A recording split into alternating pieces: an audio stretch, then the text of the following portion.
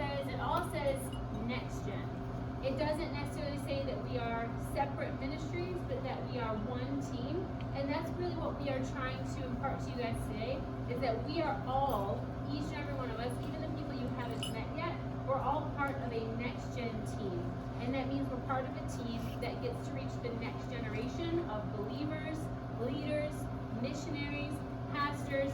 We are raising up a generation, and we are trying to impart some knowledge, some fun into their lives. And so each and every one of us are part of that NextGen team. So even if you serve in the cinema on a Sunday morning, or in Rooted on a Sunday morning, or at Thrive on a Wednesday night, you are still part of a larger team, and it takes each and every one of us to be a part of that team, all the way from babies up into high school and beyond. That's what we're trying to work on here at the Bridge, is a comprehensive plan for our kids, so that as soon as they are born and they are welcomed into our church, we have a plan and a strategy for them that goes from the time they are born even into the first couple of years after high school. And each of us gets to play a part in that, which is really exciting. Each of us gets to have an impact on that child from the time they're born until the time they leave their home after high school, maybe go off to college or some vocation. So I'm really excited to be a part of this team with each and every one of you, even some of you that maybe I haven't met yet. And I'm excited that each and every one of us gets to be a leader. So we're not just volunteers, we're not just teachers, but we get to be leaders who get to have an impact in those kids' lives. Whether they're a baby in the nursery, maybe in one of the classrooms in preschool, in the elementary school curriculum, or even if they're in our middle and high school environment. So I'm excited that we each get an opportunity to be part of this NextGen team. And you'll notice on our NextGen ministry slide here, we've got both ministries, the Thrive Youth Ministry, which includes all of our middle and high school students, as well as Bridge Kids, which includes everybody from babies into our elementary school. So we're gonna work on something this morning. We made you get up and play some bingo, but we are also gonna have you guys do some art. Who loves art in here? Okay, most of the room. So I am a professor, but I am not an art teacher, okay? So in order for each and every one of us to have a lasting impact on a child, we at the Bridge are planning on adopting a strategy. We've adopted a philosophy in order to have the greatest impact possible. So what I need you guys to do, if you still have some food, you can finish it up, but once you're finished, if you can clear that out of the way, and if you can pass out a white paper plate to each person at your table.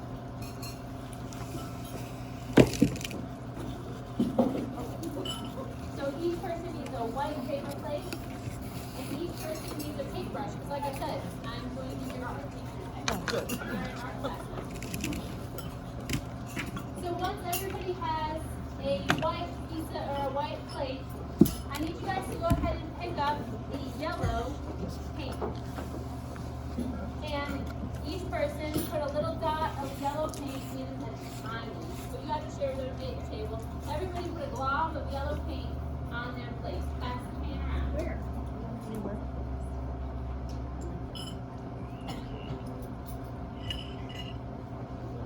You guys are very good at art. I'm an art teacher, so I can judge that. You guys are very good at this art.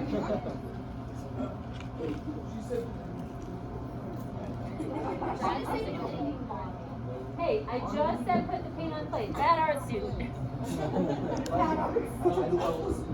Okay, does everybody have yellow on their plate? Yes. Okay, so in this example, yellow is meant to represent the church, the light of the church. So that's what we are. We are the light of the church. Each and every one of us gets to be the light of the church in the kids' lives that we interact with on a weekly basis. So yellow is the light of the church. Okay? Tracking with me? Now you're like, not just art students, you're kind of like English students too, like learning stuff.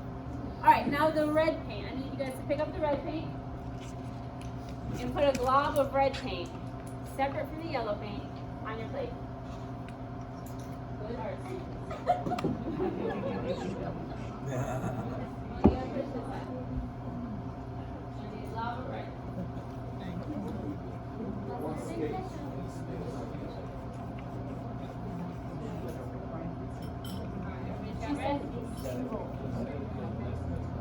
That's why I put those are like 6 paints. A plus. Okay, everybody's got red? We got some small globs, we got some big globs, you guys are doing a good job. Alright, so the red is meant to represent the home. It's supposed to represent the heart of the home, right? In a home is where a kid is going to first experience love. It's where they're hopefully experiencing love on a daily basis. So we've got the church, the light is yellow, the home is red to represent a part of the home. And oftentimes you need both the light and the heart in order to impact a child, right? But oftentimes the church and the home will interact separately. We send kids to church on a Sunday morning, and then we send them back home. Each of them kind of operate on their own. They're both doing great things, but they're really not interacting with one another. So can any of my great art students tell me, what do you get when you mix the yellow and the red paint together? Yes. What color do we get when we add yellow and red together? Color. We get orange. Alright, so go ahead and you can make a mess and mix your yellow and your red paint together to get your orange color. Mix them together. Completely. Make your mess. It doesn't matter. I want to make an ombre. It's the art class. Oh, you get to make a mess. We are giving you permission. We can even fingerprint it if you want. You might have varying shades of orange on your table, depending on how much yellow and how much red you put on your plate. That looks like red. Oh my God.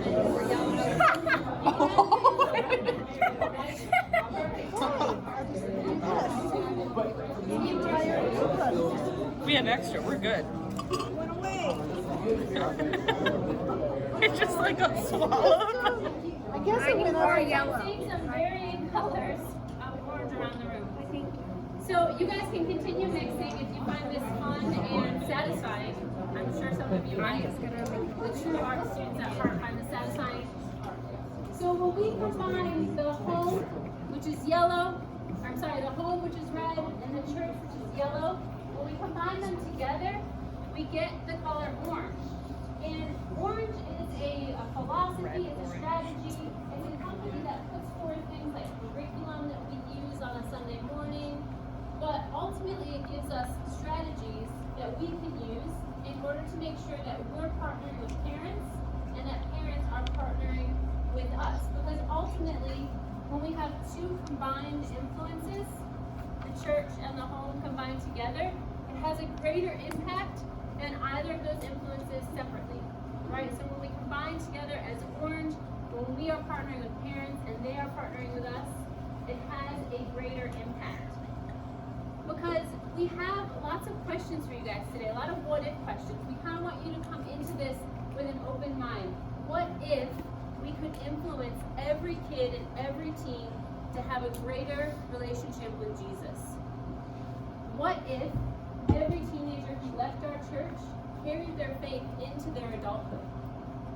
What if parents, both Christian and non-Christian, considered the church a safe place where their kids are loved? We can do this when we partner with parents and we give them opportunities to partner with us as well. And what might that look like for you as a leader? It means making sure that parents know the things that we're teaching their kids on a Sunday. We have things like devotionals and parent cues that we give away to our parents so that they know what we're talking to their kids about. They can continue that conversation at home because ultimately it comes down to math. So now we're math students. It comes down to math and numbers. Did you guys know that 3,000 is greater than 40? Did you guys know that? Okay. Maybe we need to stay up and correct that. So 3,000 is greater than 40. What do I mean with this? What is 3,000? Well, first of all, let's picture this. 3,000 marbles are in these jars. I'm in gym class over here now. Lifting weights. So we've got 3,000 marbles in these jars. 3,000 represents the number of hours per year of parental influence. So kids are in their homes, they're driving to school, They're getting picked up after school. So parents have 3,000 hours of influence with their children. By comparison, this is 40. That jar there is just 40 marbles. 40 represents the number of hours that we have, that the church has, with a child in a given year. So parents have 3,000, we have 40 hours. And it might feel to you like, well, what are we supposed to do with 40 hours? How are we going to influence a child to grow deeper in their relationship with Jesus if we only have 40 hours and parents have 3,000? Well, that's why we want to partner with parents. We want to give every parent the ability to be a positive influence in the spiritual development of their kids. That's why we're doing things like giving them the daily devotionals. That's why we want to encourage you guys to even get to know parents, so that when they come for pickup, you can talk to them about their child, what their child learned, maybe even what their child did in a given class, the positive things, and even the things that maybe need some correction. The other thing is, with our 40 hours, we get to have memorable experiences with the kids, right? That's a Sunday morning curriculum where we teach them some core truths about who Jesus is, so that they have some wonder about who he is, and then as they grow a little bit older, they want to discover more about who he is, and then eventually have a passion for who he is in their life. But we only get to have 40 hours with them. So we have to make sure that those hours that we have are going to be really impactful for the students. So what would it look like if we could have a greater impact, a more personal impact in those 40 hours?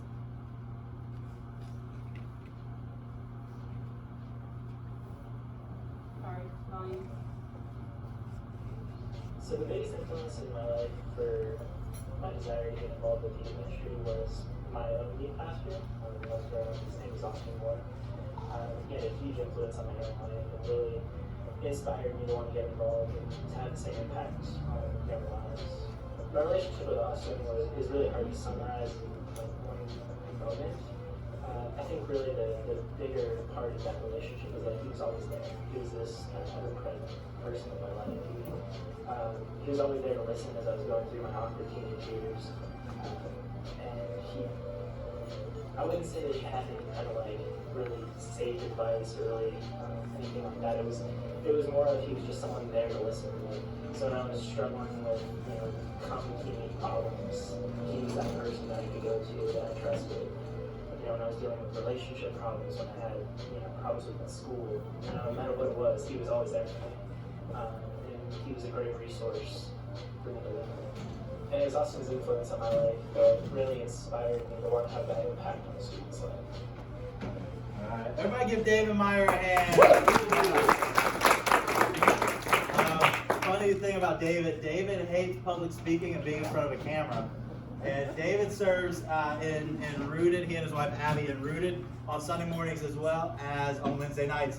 And on Sunday mornings, because of my other roles and responsibilities at the church, we have our leaders that serve with us in Rooted teach a lot of our curriculum.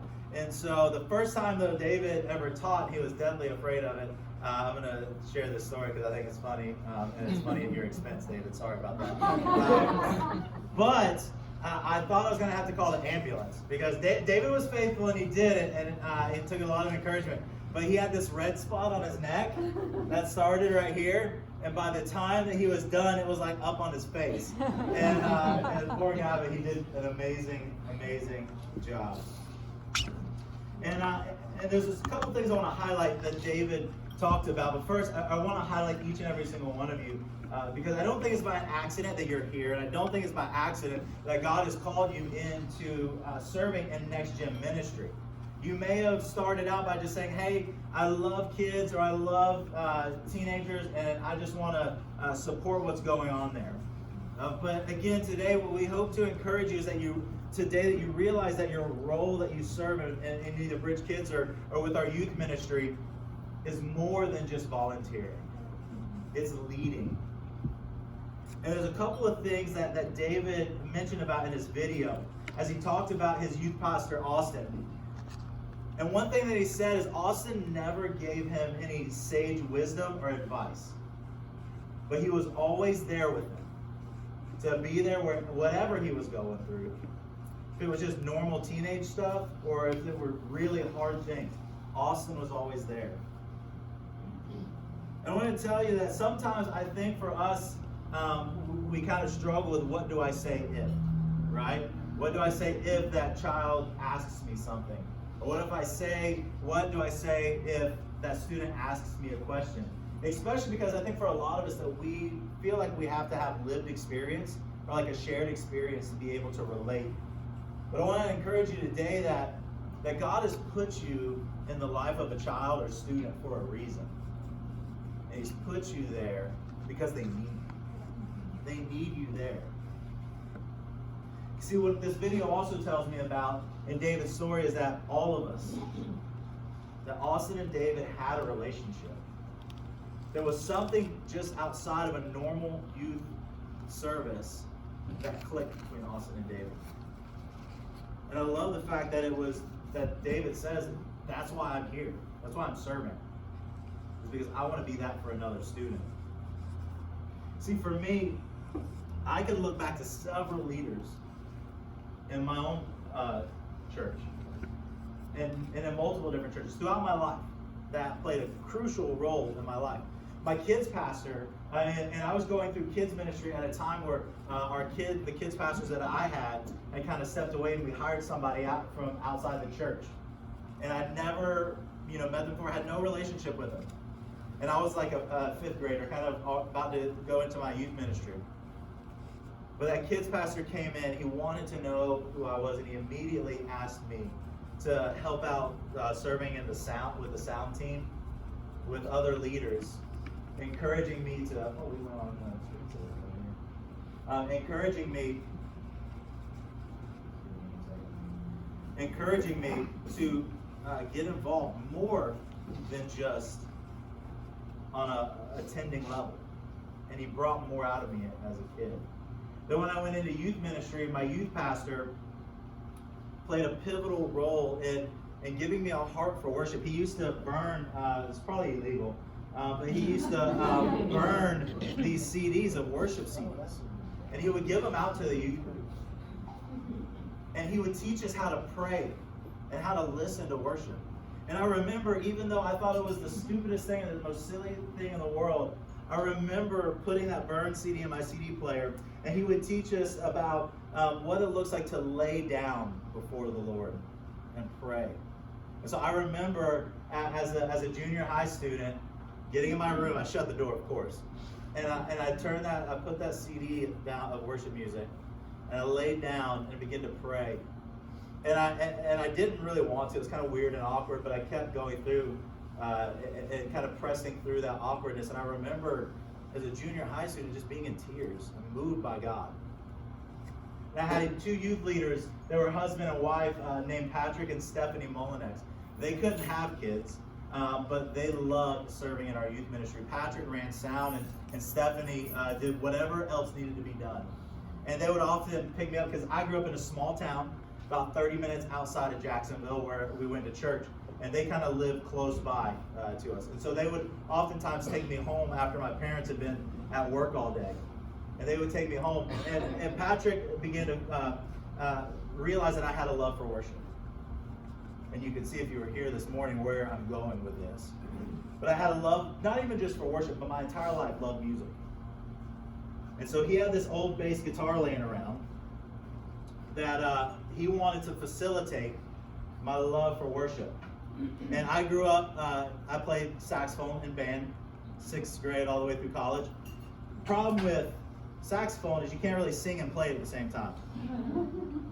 And so Patrick encouraged me to join the student worship team in that youth group, playing bass. And I'll have you know, when Maggie and I moved here to theBridge in 2014, not to be youth pastors just because we moved here for Maggie's job, and I learned to play guitar by that time and had grown in leading worship.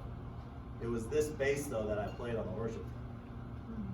I think there's something to be said about a youth leader who saw an opportunity to invest in a kid, Even if it was something as simple as handing him a bass guitar. We didn't sit down. He didn't teach me anything. We didn't have lessons. But he was there. He was available. And he believed in me and encouraged me to pursue music that could then turn into worshiping the Lord. And so one of the goals that we have is we want to give every kid a caring leader and a predictable, safe community where they can grow. Where they can grow not only spiritually, but they can grow emotionally. They can grow into productive members of society who are going to be in this community, going to college, having jobs, having families. And I bet if you were to think of it, you could probably name a couple leaders. I could go on and on of pastors of when I was in college who gave me opportunities to lead a church in worship. A young kid who barely knew how to play guitar and barely knew how to sing, but they gave me opportunities to lead worship. And so there's a green card at your table. You'll pass that around. Everybody grab a pen. And I want you to just write 3 people. 3 people, whether they were a church leader or not. 3 people that had a direct impact on your life, that believed in you at some point, whether you were a kid, whether you were a teenager, whether you were an adult, young adult, first getting married, and there was somebody who poured into your marriage. But write down 3 people's names on that card.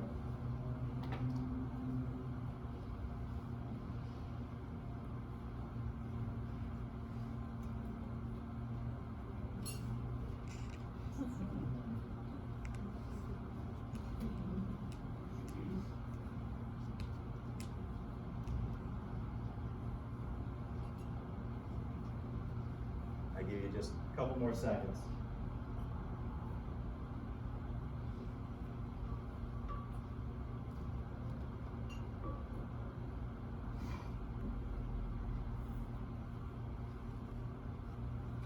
So here's why this is so important. Because if we look back and we reflect back on our own life, what we find is that relationship matters. Relationship matters. And sometimes I think we underestimate ourselves. But every kid, every student looks forward to seeing you on Sunday. Because they have a relationship with you. God has given you a place in that child or student's life for a reason, because relationship matters. They need you in their life. See, when we look all throughout Scripture, God created us for a relationship.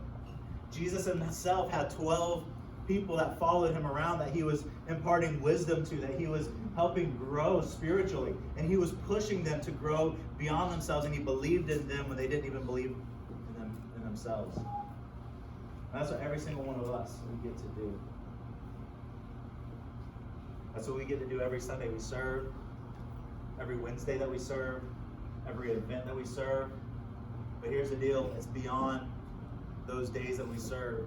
So when we see those kids and those students in the community, they're all opportunities for connection. They're all opportunities for a kid to know that person cares about me. And it's another person that cares about them in their life.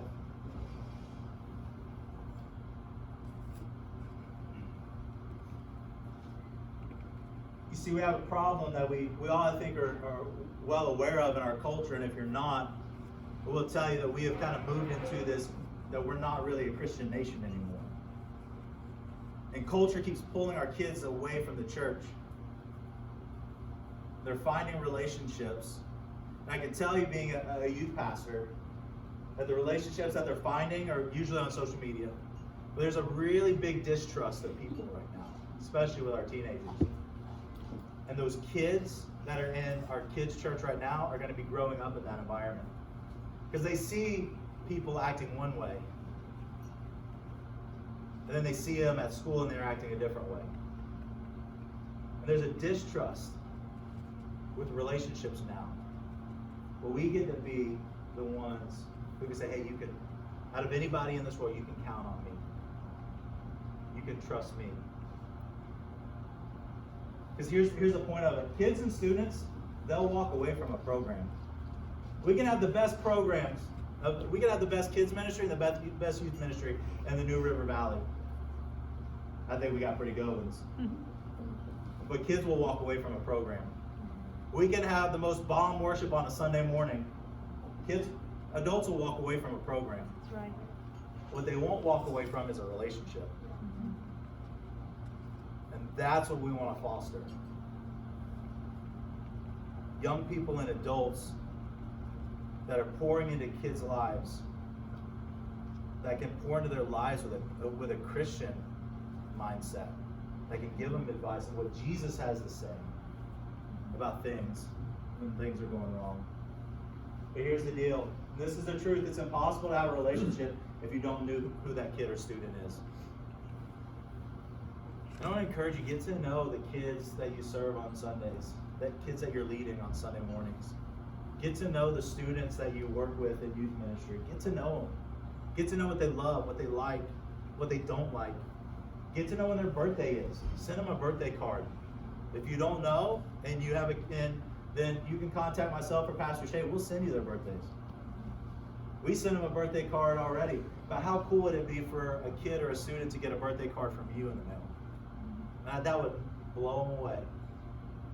Especially because people don't get stuff in the mail anymore. It's like, that's a novelty thing, by the way, now, right? It's impossible to have a relationship if you don't know who the kid or student is. Here's what I want to leave you with. What would it look like for us to make a relational impact in the life of a child or student? Here's what I want to tell you. As you think about this, we've got a video. But don't let someone else be the impact in a kid or a student's life that God has called you to be. Don't let somebody else take that.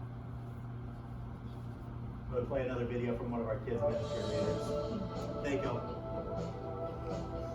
I'm Emily. I serve as a small group leader for Bridge Kids, and I've been doing that for about a year now. I felt called to always work with kids and help people, and Juniece came up and asked me if I would do that, and I decided, even though I was nervous, I'd take the plunge and do it. So I do all the girls right now from 1st grade to 5th grade. I think my favorite thing is seeing them talk about their day and their week, and even if they're completely off base, they just always want to have a good time, and when something finally clicks for them, it's just really cool to see them be like, oh yeah, I know the answer to this, I know this passage, I know this verse. It's awesome. When I was going to Victory Restoration in high school, I had a youth pastor, Greg Taylor, and I was pretty shy, I was new to the church, and he really just made me feel seen and made me feel important. He always asked me about what I was writing and how my day was, and that's what I needed, and it still means a lot to me. So with my role as a small group leader in Bridge Kids, I can do the same thing that Greg did and make them feel seen and make them feel important. So that is Emily Race. If you guys do not know her, she is one of our elementary leaders. She serves the first Sunday of the month, which sometimes I think is the craziest one because it's the concession store. And so she has a bunch of 1st and 5th graders yelling at her saying, I want that, show me that bucket, give me that ball, give me that toy. So she holds down the fort very, very well. She also serves in our Bridge Kids check-in. Was not able to be here this morning or this afternoon, I guess, but that was Emily. If you don't know her, get to know her. She is a phenomenal person. Something that I love that Emily talked about is how she felt seen by her kids leader. I mean, you guys know, I so believe in the next generation. I believe in our kids and I believe in our youth like it's nobody's business, because I know I'm not going to be doing what I'm doing forever. We're all not going to be doing what we're doing forever. And we need to, like we've been saying, grab hold of the hands of these kids and of these students and say, I believe in you. I see you. I know that you are capable of rising up and grabbing hold of every opportunity that's thrown your way. When I was 3 years old is when I gave my life to the Lord. And you guys are probably thinking, yeah, but you probably don't remember. It was probably a Sunday school, whatever, da-da-da-da. I was in my mom and dad's black Maxima. We were listening to Darlene Check on the radio. I was looking out the window. It was raining in Santa Maria, California. And I said, Mommy, I want to ask Jesus to be the Lord of my life. I can tell you every single detail. And I remember consciously making the decision that I wanted God to come and be the Lord of my life at 3 years old. That is because not only did my parents see me and believe in me, but my teachers in the preschool classes, in the nursery classes before I turned 3, saw me and they believed in me and they gave me opportunities at 3 years old. When I was 16, you're not allowed to serve at youth camp when you are still supposed to be a camper. But I had convinced our SoCal region NextGen director to let me serve because I wanted to serve my peers. I asked him if I could do that because my youth pastors and my youth leaders and my kids pastors leading up to that believed in me and they saw me and they gave me opportunities. It was at this youth camp that our intern director, all the interns are 20 years old and older. Our intern director sat me down. He had broken his ankle during activity time, which if you go to youth camp and there's no injuries, it's pretty much a miracle. And our intern director broke his ankle and sat me down during free time, and I was supposed to be at a station. And he said, Shea, I can't go walk around and manage these interns. I need you to manage the interns. And I was like, I'm 16 years old. Everybody else is 4 years older than me at least, and you're wanting me to tell them what to do. I've never done this. I've never made a schedule. I have never been in charge of people before. And he said, I don't care. I see something in you, and I believe in you, so you're going to be the intern director.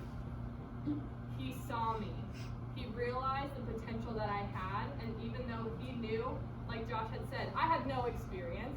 I didn't know how to do it. He threw me in there anyways because he saw something in me. And that spoke volumes to me. Those encounters and those things that have happened in my life are why I'm doing what I am doing today. So today I want to talk with you about doubling your impact. I know this is kind of a confusing term. It's like, okay, what does doubling your impact really mean? Well, I want to encourage you that you can make more of an impact than you are already making. I can make more of an impact than I'm already making.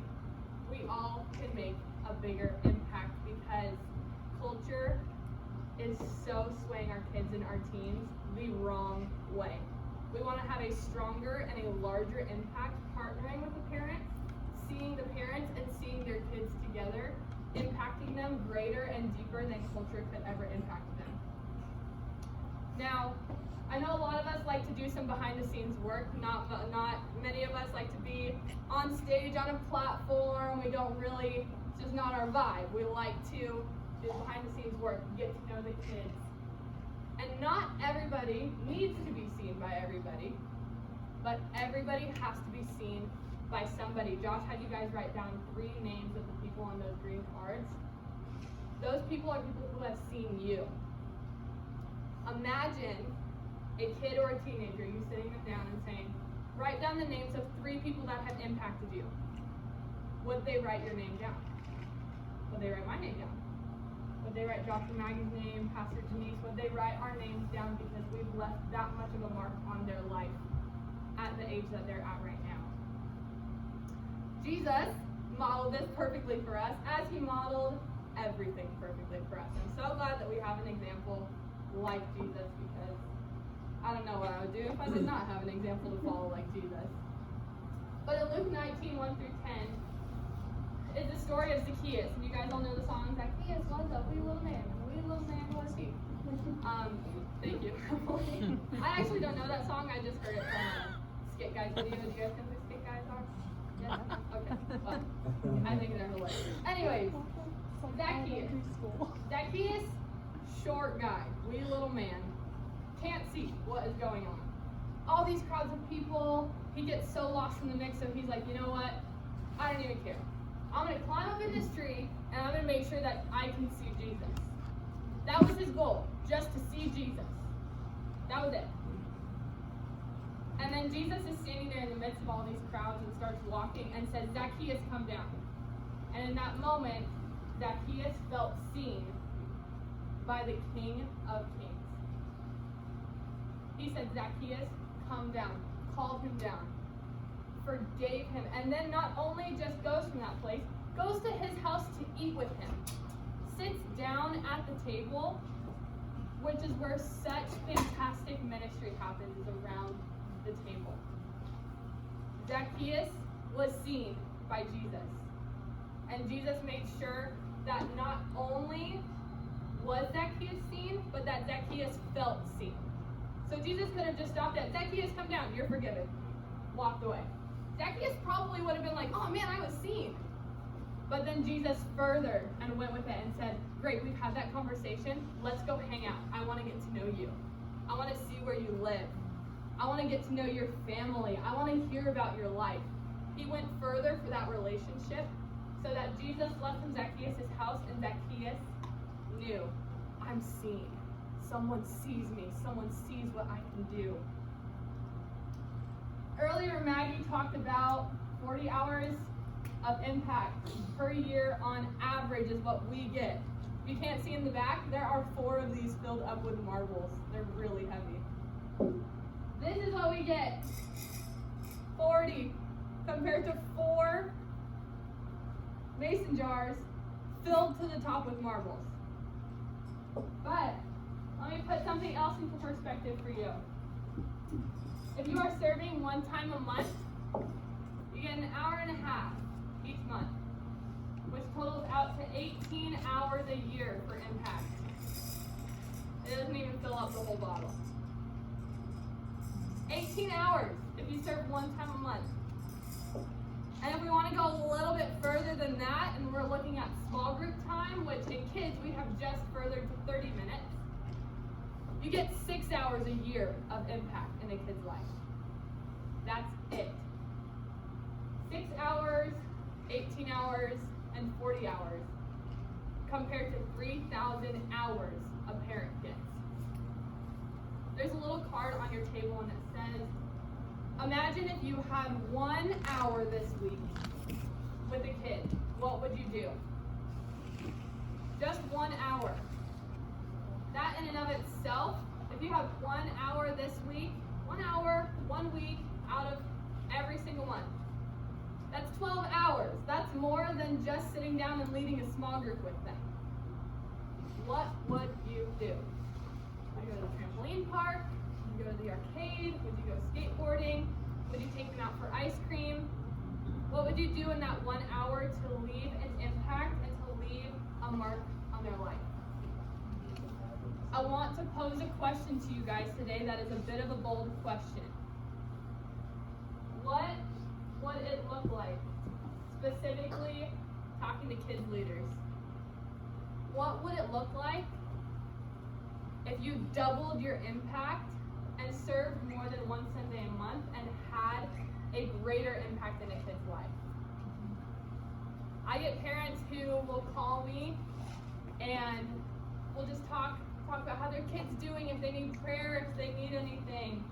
And I have a small handful of parents that say, man, my kid loves this specific leader. And my kid loves when they get to go to church and it's that leader's Sunday to serve. I've found, especially on Sunday mornings in the cinema, kids will pay more attention if they're sitting next to a leader that they feel safe with and seen by. It's really an amazing thing.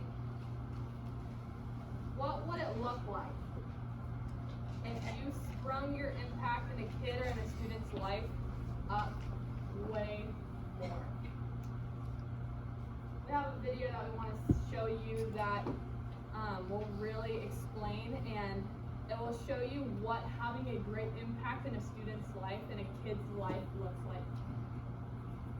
Some choir director, Anthony White. Anthony White, nice to meet you. Tell me how this choir came up. What was the idea behind it, please? Well, I've been the director of this wonderful youth group for a little over 21 years. Oh, wow. And we're here to let the world know that we have some wonderful young people in the city of Detroit. And yes, they all have great grades and they're all talented. Okay, well, good luck. Let's do it.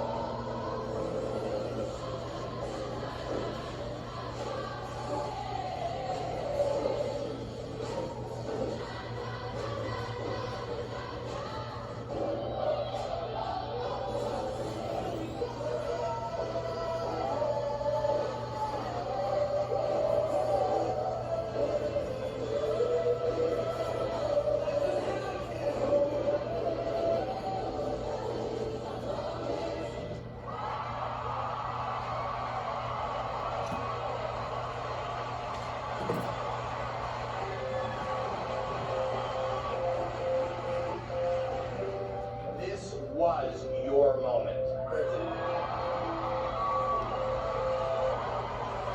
Gabrielle. First, let me ask the little one who's hiding in the back. Can she step forward? It's here. How do you feel? Good. Good. You feel like you did a great job? Thank you. Yeah. Let me thank you, because what we all just witnessed here tonight was nothing short of absolute brilliance.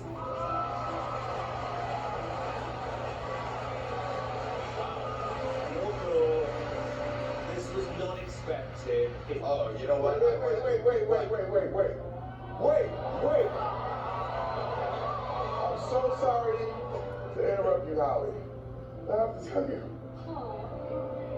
Every man and woman on the stage represents me and where I came from.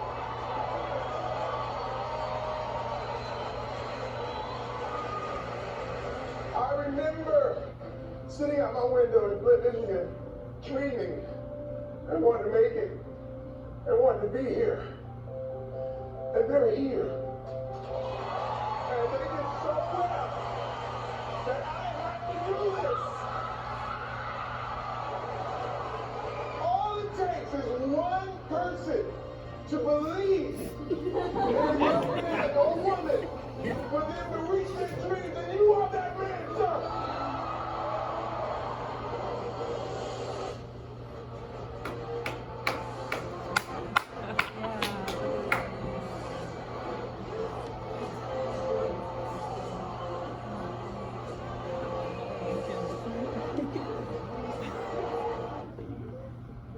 Woo!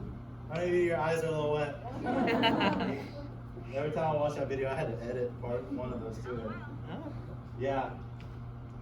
I know for some of you, you might be thinking, if I could just speak from the heart, some of you might be thinking, I can't. I'm maxed out. And when you hear Pastor Shea ask, what would it look like to double your impact? I want to ask, seriously, because I don't think we can afford not to. I really don't. Because we have a group of kids that is here every Sunday. A group of teenagers that's here every Sunday and every Wednesday. And beyond that, we have groups of kids in the community that they're not even here yet. And they need you. They need you in their life. So I really do encourage you, don't let that I don't start to creep in. It's one of the things that Maggie and I, when we first started youth ministry, and knowing that where students are in today's culture, in today's day and age, they need relationships. So we recruited in that way of saying we need you every week, really. Our students need you. And for Rooted, we don't do that because then, we have Sunday mornings and we want our leaders to be able to go to church as well. But I ask, don't let the I don't start right away, or I can't. Not before you ask God and how He would have you to serve. And I don't mean to say any of this to guilt trip you. We want the right people in the right places. But there's a man who believed in a group of kids. And if you further watch other videos of him on YouTube and him talking about the communities that those kids come from, and the brokenness that they're being pulled out of, because somebody believes in them, because somebody's there with them, living life every day with them, has a relationship with them, knows them well enough to see when they're kind of faking that they're happy, but can really tell when they're not. So that's the role that we all get to play. And thank you so much that you're already doing what you're doing. It doesn't go unnoticed. We're not here just to ask you to serve more, and that's what we do at the church. We just want to pump out more volunteers. There's a reason why we're not calling you volunteers today. There's a reason why we're calling you leaders. And we have some of the best leaders around. We want our students and our parents to feel that as well. Yeah. All it takes is one person. Yeah. And like Josh said, we are so grateful for the impact that you guys are currently making in this next generation, in our kids and in our teens, it does not go unnoticed. We see you guys. Yeah.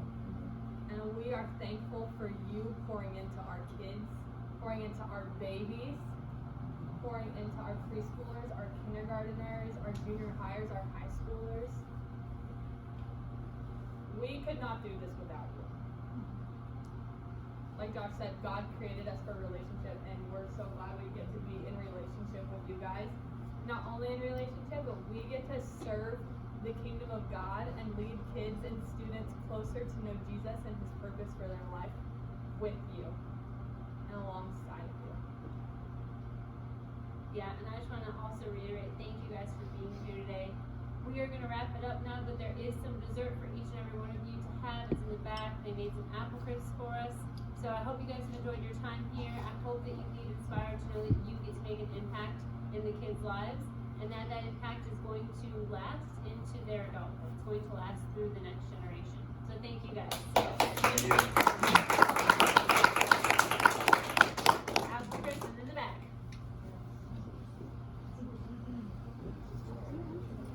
I thought that was